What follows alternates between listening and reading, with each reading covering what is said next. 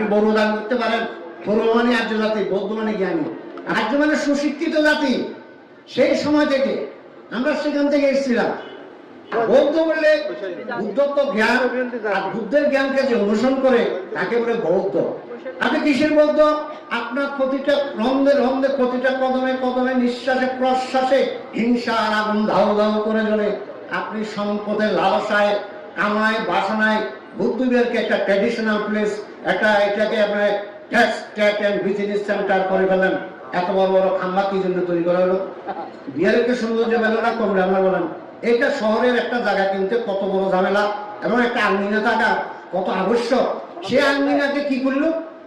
কথা ছিল এরকম নয়, কথা ছিল প্রয়োজনে সেটাকে সংস্কার করতে হবে।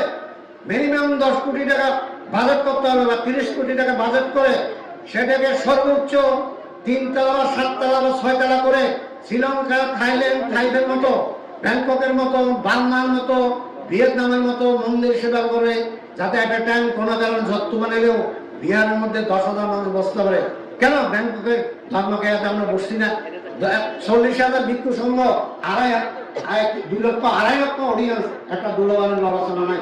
এখন সময় কেঁদে গেলে কেকাভাবে কেঁদিলে কি ধরনের বানানো, কি ধরনের আওয়াজ। আপনারা যারা গেছেন দেখেন, কোনো রকমের মুভমেন্ট নেই, একদম নীরব, সাইলেন্টলি, হোয়াইট সাইলেন্ট। তারা তাদের শ্রীলঙ্কা কিভাবে পরিবেশন করছে, কোনো সমস্যা নেই। সমস্যা শুরু এই পড়ুয়া, এই বাঙালির। সুতরাং এই বিহার আপনাদের, এই বিহার ভিক্ষু সঙ্গে, এই বিহার আমাদের, এই বিহার আপনাদের। আমরা আপনাদের সন্তান। আপনারা খাওয়া দাওয়া দেন বলে আমরা বেঁচে আছি। যদি আপনারা না দেন আমি বাঁচবো কি করে?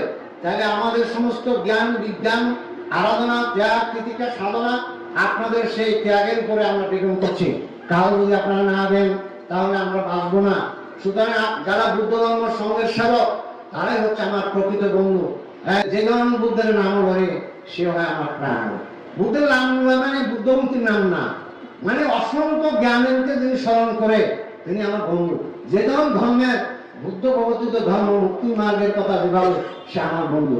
এবং যে সঙ্গের স্মরণ নেই, সঙ্গ স্মরণের সঙ্গে আশ্রয় থাকে, হ্যাঁ, সে আমার বন্ধু। কারণ মরণকালে মনে রাখবেন, চোর হন, ডাকাত হন, বদমাইশ হন, গরু হন, সামার হন, হয়ে থাকেন, বৌদ্ধ করে সন্তান হয়ে থাকেন, মরে গেলে সন্ন্যাসী একজন লাগবে। মরে গেলে ভাঙতে একজন কি লাগবে, কি লাগবে না? কথা বলে না, ভাঙতে একজন লাগবে না। সুতরাং বাবারে যতই আমার ঘৃণা করো, যতই আমার মারো, যতই আমার ধরো, মরণকালে আমার মতো লালকা বর্ণা সন্ন্যাসী একজন করবে না, বলবে না। সাবধান থাকেন। মরণকালে যদি আপনি মানতে না পান, তাহলে এটা একটা দুর্দশা। এটা